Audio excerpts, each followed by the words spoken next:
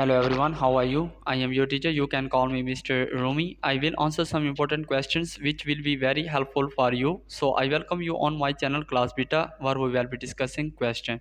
Solving the ideal gas law for temperatures T. Correct answer is to solve the ideal gas law for the temperature T, use the formula T equal PV by NR, where T is temperature, P is pressure, V is volume, and is the number of moles of gas, and R is the gas constant. This equation relates the temperature of a gas to its pressure, volume, and the amount of gas present.